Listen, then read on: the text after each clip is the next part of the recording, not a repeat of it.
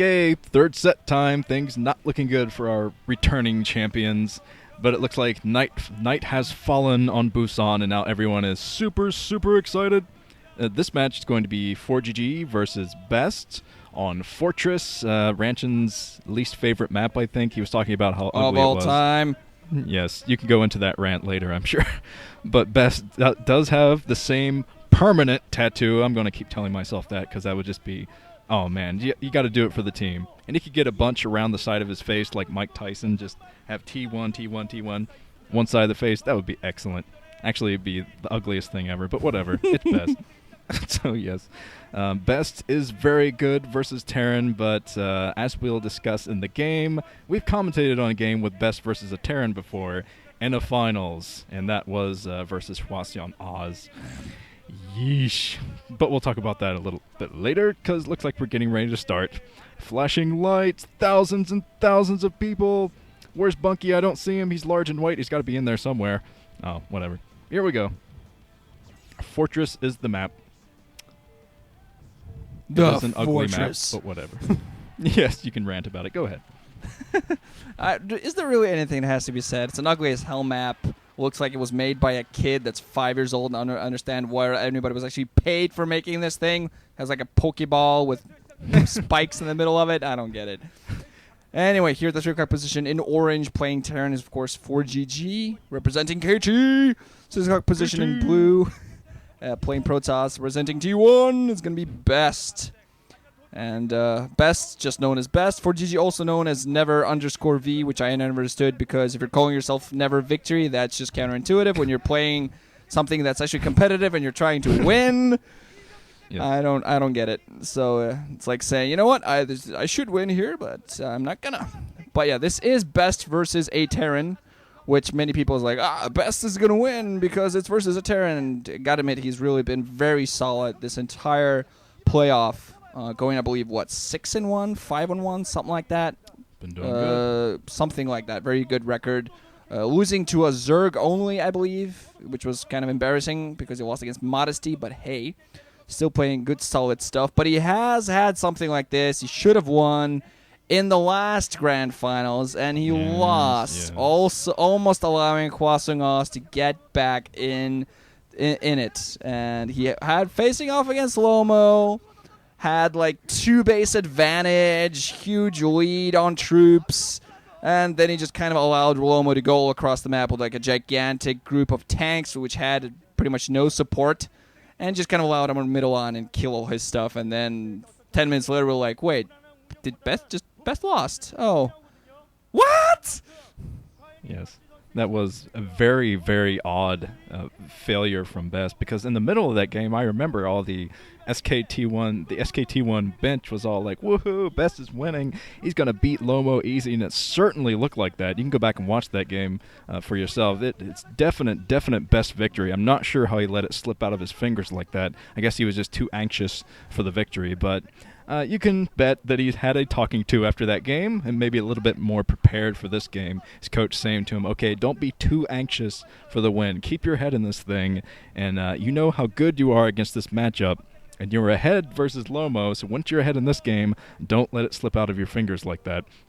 It looks like ForGG going for a very quick factory, so we might see another timing attack, which is what ForGG is known for. It almost always goes for timing attacks. Very, very strong timing attacks, but we'll see if he puts down the second factory or not. There is one probe getting the scout on that factory at least, and ForGG still has one SCV on the gas, so I think we are going to see that second factory working off of one base. This will be a very powerful attack if he can get it done. But yep, this is what ForGG is known for. Go with your strengths, especially in the finals. But I believe that Best is undefeated on this map, even against Terran, so it's going to be an uphill battle for him. It's going to be interesting because it looks like he has nothing right now on the gas, so he might actually be thinking of expanding. Meanwhile, a Zealot and a Probe going to come in there here to crash the party. 2 Marines in there, more being produced, so I don't think Zealot and Probe are going to do much. They're just going to scamper on back home. The opposite side, 2 gateways, so might be seeing some aggression on the opposite side as well. Best definitely going to be sure to fight back any pushes that might come out. And you always got to be careful around ForGG because he might not have the same mechanics like some other players macro-wise and such. Maybe doesn't have like, mechanics like, say, Flash, his teammate.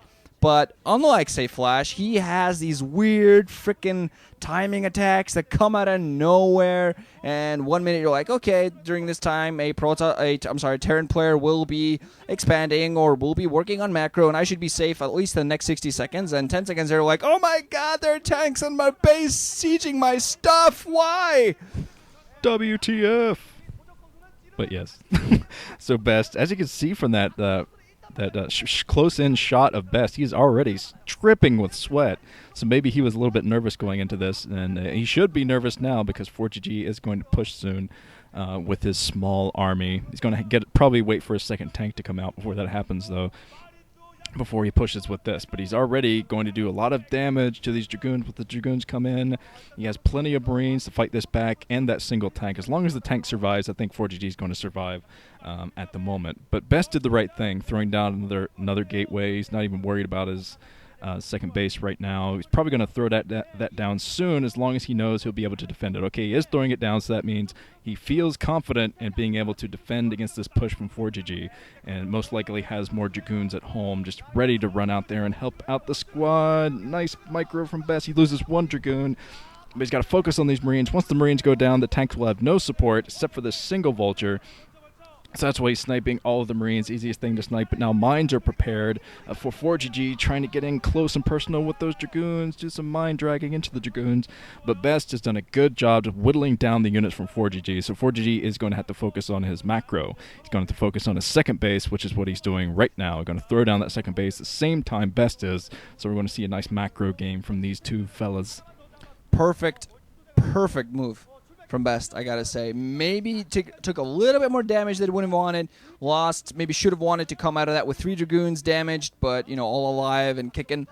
But still, a great job from him. Safely picking up the Expo, making sure there's not even a threat close to his natural Expo. Just waiting outside, seeing enemies, like walking out, nullifying the defense at the front in those Marines. Can't push in, too many mines. Bunker acting as a blockade as well.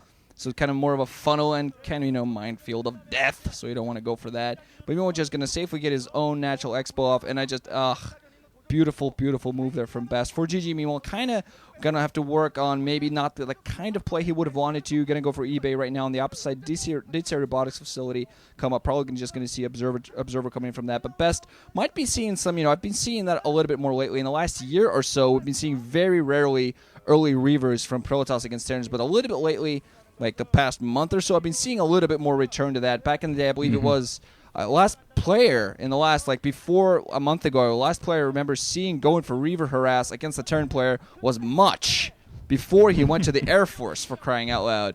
And I think we've been seeing a little bit more return to that, but I'm not quite sure we're probably going to be seeing that from Best. Best known more for his ground army control, going for Arbiters, sticking to Arbiters, and I believe that just T1 Protoss players should stick to Arbiters and not go for carriers, because they've kind of shown their lapse in micro in that. So hoping that he just sticks to his guns and takes it to a long macro game, which he should win as long as he plays his cards right. Yeah, that is what Best is most known for, is that 2-base Arbiter build, which he used to do so much. I think he still does it quite a bit, but not as much as he used to. It makes him a little bit too predictable if you go for the same build all the time, like the 2-base Arbiters. I mean, it's a strong build, but if it's scouted, if your opponent knows it's coming, studied your replays, said, well, this is Best, obviously he's going to go for 2-base Arbiters. Makes it very difficult to deal with. But ForGG, he should be okay for the time being. He already has his turrets up. The Observer is getting the full scout and everything. I'm sure that ForGG probably sees that glitch on the map at the moment. He's going to float over another command center, going to expand again as he's getting up another factory. So Best, he sees that with his Observer, so he's going to try to go over there and stop that base from coming up. But I believe that ForGG is going to be able to get that down, because he's going to have enough tanks and mines out there to protect that soon. So, okay, here comes Best. Best is going to throw down his base in the middle here. Going to make that much easier to defend, not against Vulture harass, but against general just tank and Vulture. It's going to make it easier to defend, to have that out in the middle of the map. And that is what ForGG is thinking about too. Already getting his another upgrade for his Vultures. I think that'll be Vulture speed to get some harassment later. And here comes Best doing a bit of mine clearing at the front, but ForGG probably won't let that stand for long. Already coming over with some more siege tanks. And I'd say both players are going to get probably 3 bases very comfortably mining until we start seeing some massive harassment from both players. I think both players are going to go for a lot of harassment soon, especially ForGG with speed vultures. But ForGG already positioning his tanks in a position where if Best tries to take this base down, he's going to take a lot of tank fire. Yeah, one thing I got to compliment this map for, it is very ugly, it is gross, and really they should have let like the guy that created Neo Harmony or something design it just exactly the way it is right now.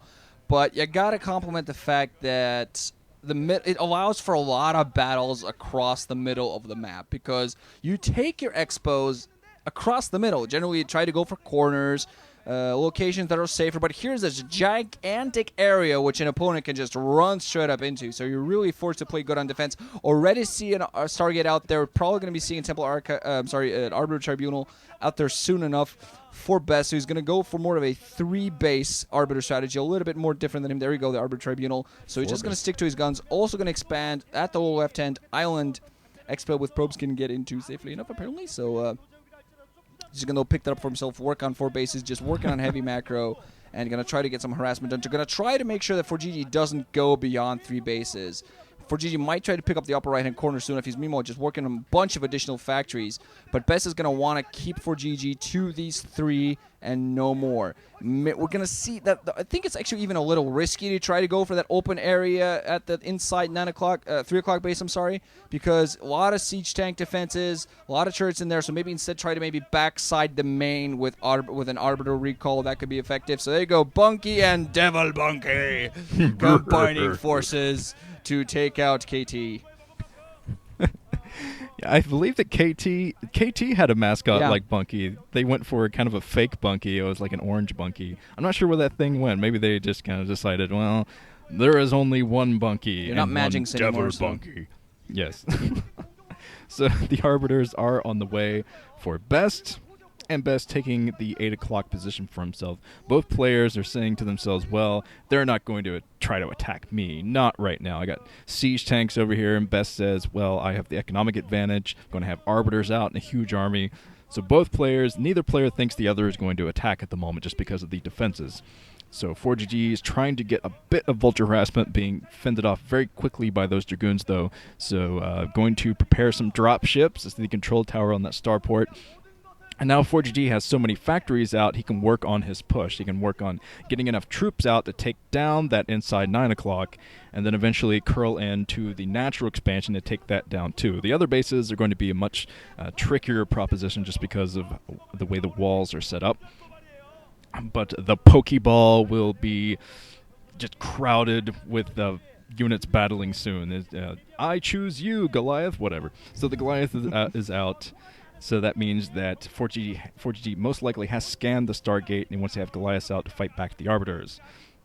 And, okay, he's getting out his drop ships, so he's probably going to try to do a vulture harassment soon of the other bases. That is very difficult to deal with on this map because of the walls. As you said before, down at the 8 o'clock, the island expansions are going to be the worst as far as harassment goes. To run your units in there to protect them, can't even really do that. So I'm anxious to see how the players will deal with island harassment. Yeah, we do see a lot of anti-Arbiter defenses being put up right now by ForGG, so I'm thinking maybe instead of dropships, he might be going for just science vessels, get those EMPs working for him, because if he can prevent a big recall inside of his main that doesn't do any significant economic damage, he really can take a huge advantage in this game, working on his upgrades heavily, so science vessel helps in that. Drops could also be a factor as well. Do see shuttle out there for Best, some good old man-lot droppage. I do see the science vessels out there, so we're going to be seeing some EMPs coming into play. And Best kind of looking like he's just running across the map, hoping to maybe find an open position where he's going there. Maybe go for even a stasis. Has an Arbiter. Going to go for the attack here right now. Dragoons at the front. Not too much to defend. Arbiter in the open. Scan's going to call off a bunch of the siege sector for GG. Kind of back home. Where the hell are they? Because the Zealots just running it straight. There are a few back here behind the walls, but Dragoons just have just a field day on this command side right here. Might even manage to take it down before he manages to float away to safety. ForGG Oh, man, getting some of his stasis. tank reinforcements. Always getting stasis. Might barely, no, not going to save his command center. So that's a huge loss for GT right there. Best does exactly the thing you wanted. Never mind, I don't need to prevent him from picking up an additional base if I can take down an existing one. Still pushing in. Already lost his Zealot, but still going full on here with his Dragoons, trying to come in as far as he can. Don't think he's going to be able to penetrate all the way through to the natural, but still doing a significant amount of damage, getting some more forces off back home. Still has some Dragoon presence here at the front. Just hoping to keep him close by just to take out those tanks as soon as they unstage, because there is 5 tanks, a significant loss if they go down. Going to try to retreat, so ForGG might save a few of them, but nice attack from Best. He's just playing his A game right here, getting that attack off, spotting a weakness, taking full advantage of it, getting the stasis in. Never mind the recalls, doesn't even need them anymore. Just stick up, doesn't need to do any more harassment.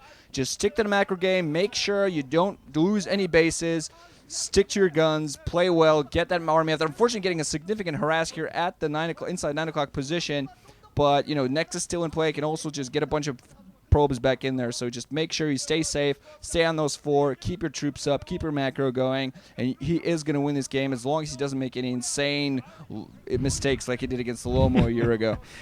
Yeah, as you saw from the SKT1 bench, they're not jumping up and down with glee. They're saying, well, maybe we should reserve our judgment a little bit here. Because ForGG is getting ready to take his 3rd base again, do the best he can to take that anyway, because Best is now 2 bases over him, and he does have a much, much stronger economy going.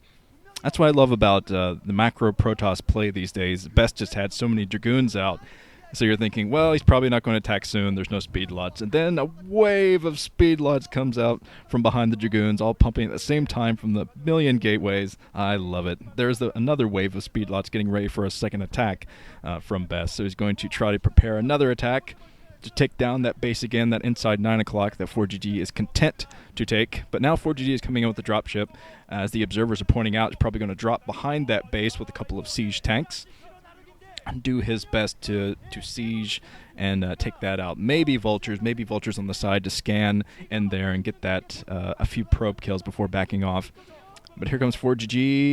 He is going down to that position behind that base, but he still hasn't dropped anything yet. Here comes a recall from Best right near the mines, but not right on top of them, so he doesn't take a lot of losses. And now he's just going to grind through what ForGG has, go through all the important buildings like the science facility. Oh, the starport's in jeopardy now.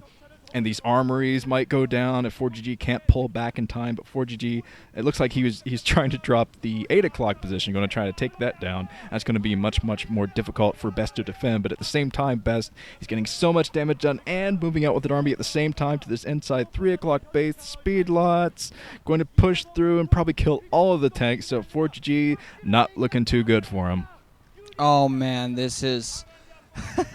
hot damn diggity. He looks like he wants to damn well make sure he makes up for his loss, which didn't end up costing, but he definitely wants to make up. ForGG going to go for a drop here at the lower left hand, 6:30 o'clock, something like that. But it doesn't, not even sure if that's going to matter, because ForGG doesn't have a 3rd base, has taken damage inside of his main, getting some damage done here. But Best has expanded towards the inside 6 o'clock, so he still has bases all across, and he still has more units. He might not break into the main, but if he even has any damage at the natural, that's going to be such a big win for him. Still has Dragoons in there. I think he even has Arbor in there. Meanwhile, finally going to go back home here at the natural expansion and make sure that he snuffs all that out, has some forces still threatening, is going to lose the Nexus at the lower left-hand base, but it's already given him a significant amount of resources. He's meanwhile threatening the natural expansion of ForGG. He's not mining anything at all. He's just trying to repair, desperately trying to get some reinforcements going, but the losses he has sustained are, I believe, just too big to get back in this, because you see even more Zealots and some Dragoons running right into the natural, because Best sees the death of ForGG in front of him, and ForGG regrets he ever changed his nickname to Never Victory. Yes, ForGG is much better. It's kind of as cocky as Best. I love that name. I'm the best. I liked it when Best went up against Modesty, too, because that was a nice clash in names. But now it looks like the natural expansion is pretty much gone for ForGG. Basically has his main, and he's going to GG soon, because there's absolutely nothing he can do. He did get one defensive matrix of 1 tank, but yep, That's it. That's it for 4GG. And GG anytime. 4GG's hanging on as long as possible to make it look better for his team. But he's losing everything. He actually did a nice attack earlier. There's the GG from 4GG. Did a nice attack, three-pronged attack, but it was just too late for 4GG to get any damage done. So 4GG loses, and SKT1 finally takes one. Oh, man, what the hell. I thought he was going to have like a t-shirt on a t-shirt on a t-shirt on a t-shirt. Hulkamania. Instead it's going to be like, look at me. Yeah, T1 tattoo, which I'm going to wash off later in the shower. Yeah, he's not exactly Hulk Hogan. Nah. Oh, boy. So we're moving on to the next set.